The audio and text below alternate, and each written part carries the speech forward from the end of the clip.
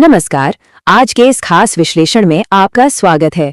आज हम मानवीय इच्छाओं, प्यार के असली मतलब और सच्ची स्वतंत्रता की एक बहुत ही गहरी और दार्शनिक यात्रा पर निकलने वाले हैं। जीवन में हम सब अक्सर किसी न किसी चीज के पीछे भागते रहते हैं, पर क्या वो सच में हमें आजादी देती है या फिर कुछ और ही सच्चाई है? इसी विषय की आज हम बहुत ही बारीकी से चर्चा करने वाले हैं। चलिए सीधे मुद्दे पर आते हैं और इस बहुत ही दिलचस्प सवाल से शुरू करते हैं, जिसे दुनिया सदियों से प्यार कहती आ रही है। क्या वो असल में एक मनोवैज्ञानिक जाल है? ये एक ऐसा विचार है जो हमारी उन सारी मान्यताओं को पूरी तरह से चुनौती देता है जिन्हें अक्सर हम गलती से सच्चा प्रेम समझ बैठते हैं। ये वाकई हमें सोचने पर मजबूर कर देता है कि क्या हमारी अपनी इच्छाएं ही हमारी बेड़ियों का कारण है। भाग 1, द फायर ऑफ अटैचमेंट, यानी आसक्ति की आग। अब देखिए, मोह या आसक्ति ना एक ऐसी जंजीर की तरह है जो इंसान को उसकी सच्ची आजादी से मीलों दूर कर देती है।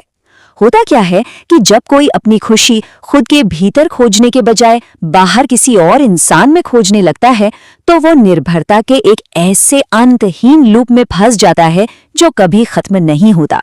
ये सिर्फ एक भ्रम है, सत्य नहीं, और यही भ्रम हमें लगातार भीतर से खाली करता रहता है। भाग 2, द रूट्स ऑफ अटैचमेंट, या मोह की जड़ें। और देखिए, ये टाइमलाइन इस बात को कितने शानदार तरीके से दिखाती है। ये कोई एक दिन में नहीं होता। ये बचपन में माँ के मोह से शुरू होता है, फिर पिता पर निर्भरता, फिर स्कूल कॉलेज में दोस्तों का साथ, पहला प्यार, फिर विवाह और आखिर में बच्चों का मोह। हमें पूरी जिंदगी यही तो सिखाया जाता है ना कि दूसरों से जुड़कर ही हम पूरे होंगे, और मोह की ये लंबी श्रृंखला हमें जीवन भर बांधती चली जाती है। इस बात को एक बहुत ही गहरी कहानी से समझते हैं। एक बार एक युवक था जो एक स्त्री के प्रति इस कदर आसक्त था कि जब उस स्त्री ने किसी और को चुन लिया तो उस युवक ने जीने की इच्छा ही छोड़ दी। मतलब वो पूरी तरह से टूट गया और अपना जीवन समाप्त करने के विचार से घिर गया। ये साफ दिखाता है कि मोह कैसे भयानक दुख और गहरी पीड़ा को जन्म देता है। तो इस कहानी का असल सार क्या है? सार ये है कि मोह में कोई समझ नहीं होती। मोह बिल्कुल अंधा होता है। जरा सोचिए, अगर वो सच्चा प्रेम होता तो वो इंसान उस स्त्री की खुशी में खुश होता ना। लेकिन नहीं, मोह पूरी तरह से स्वार्थी होता है, जो बस कब्जा करना चाहता है। एक और बड़ी दिलचस्प कहानी है। एक राजा ने महज एक नर्तकी के मोह में अपना पूरा साम्राज्य, अपनी रानी और अपना सब कुछ दांव पर लगा दिया। और हैरानी की बात देखिए, जब वो नर्तकी उसे छोड़कर चली गई तो वो राजा पागलपन की हद तक पहुंच गया। ये स्थिति तब तक बनी रही जब तक कि उसे सच्चाई का एहसास नहीं हुआ और वो इस भ्रम से पूरी तरह जाग नहीं गया। भाग 3, अटैचमेंट वर्सेस ट्रू लव, यानी मोह बनाम सच्चा प्रेम। अब जो बात सबसे ज्यादा अहम है वो है इन दोनों के बीच का ये स्पष्ट अंतर। अक्सर हम इन्हें एक ही समझ लेते हैं। बाईं ओर मोह है जो सिर्फ लेना जानता है, जो इंसान को बांधता है, जिसमें हजारों शर्तें होती हैं और जो हमेशा अधूरा रहता है। वहीं दाईं ओर सच्चा प्रेम है जो बिना किसी शर्त के देता है, जो दूसरे की आजादी का सम्मान करता है। सच कहूं तो मोह उम्मीदों की एक जेल है, जबकि प्रेम संपूर्ण स्वतंत्रता है। भाग 4, सेक्स, मैरिज एंड इल्यूजन, यानी वासना, विवाह और भ्रम। तो अब यहाँ एक बहुत ही जरूरी सवाल उठता है, क्या शारीरिक निकटता और प्रेम ये दोनों एक ही चीज है? इस पर एक पल रुककर विचार करने की जरूरत है।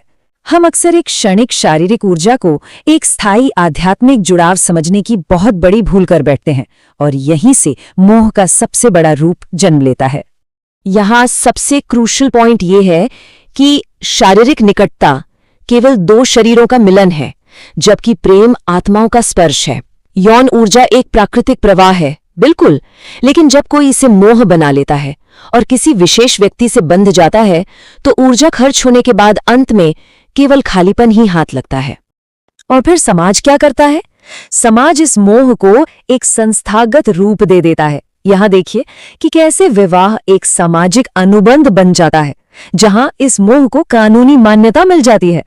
इंसान अपनी सुरक्षा और खुशी बाहरी चीजों में तलाशने लगता है। हद तो तब हो जाती है जब बच्चों को भी एक स्वतंत्र आत्मा मानने के बजाय अपनी संपत्ति मान लिया जाता है। ये सब प्रेम नहीं बल्कि महज एक सौदा बनकर रह जाता है। भाग 5 meditation the path to liberation यानी ध्यान मुक्ति का मार्ग। चलिए देखते हैं कि इस भ्रम के जाल से बाहर निकलने का व्यावहारिक उपाय क्या है। ध्यान की प्रक्रिया इन 3 बहुत ही सरल कदमों में बताई गई है। एकांत में शांत बैठना, अपनी आती जाती सांसों पर ध्यान देना और अपने विचारों का गवाह बनना। विचारों से लड़ना नहीं है, उन्हें दबाना नहीं है, बस एक दूर खड़े दर्शक की तरह एक साक्षी बनकर उन्हें आते जाते देखना है। जैसे जैसे ये भाव गहराता है, मोह अपने आप विदा होने लगता है। साक्षी या गवाह बने रहने की इस असीम शक्ति को इस कहानी से समझिए। एक वनवासी साधु था जिसके सामने एक स्त्री ने अपने प्रेम का प्रस्ताव रखा, लेकिन साधु ने कोई प्रतिक्रिया नहीं दी। वो पूरी तरह शांत, एक दृष्टा बना रहा। महीनों तक ये देखकर अंततः उस स्त्री को भी समझ आ गया कि मोह केवल दुख है, और वो भी ध्यान और मुक्ति की राह पर चल पड़ी। भाग 6 द स्टेट ऑफ समाधि यानी समाधि की अवस्था। तो समाधि असल में है क्या? समाधि मुक्ति की वो सर्वोच्च अवस्था है जहां अहंकार पूरी तरह से मिट जाता है, द्वैत यानी दो होने का भाव खत्म हो जाता है और इंसान अनंत सत्य में विलीन हो जाता है। इस अवस्था में कोई स्त्री नहीं है, कोई पुरुष नहीं है, कोई मोह नहीं है और कोई मैं भी नहीं है। वहां सिर्फ पूर्णता और एक सार्वभौमिक एकता का गहरा अनुभव होता है। इसे एक दिल टूटी हुई राजकुमारी की कहानी से बड़ी खूबसूरती से समझा जा सकता है। जब वो राजकुमारी प्रेम में असफल होने के बाद गहरी निराशा में थी, तब उसने ध्यान का रास्ता चुना और जानते हैं क्या हुआ? अपने सांसारिक मोह को पीछे छोड़कर उसने पाया कि उसे समाधि में वो अनंत शांति मिल गई है जो दुनिया की किसी भी चीज में नहीं थी। अपने सारे मोह छोड़कर मानो उसने सब कुछ पा लिया। अब इस चर्चा के अंत में एक ऐसा सवाल जो सच में भीतर तक झकझोर देता है। क्या बाहरी इच्छाओं के पीछे ये अंधी दौड़ ऐसे ही चलती रहेगी, या अब समय आ गया है कि हम अपने भीतर झांकें और जाग जाएं? इस पर विचार करना बहुत जरूरी है। खैर, आज के इस विश्लेषण में बस इतना ही। सोचने के लिए वाकई बहुत कुछ है।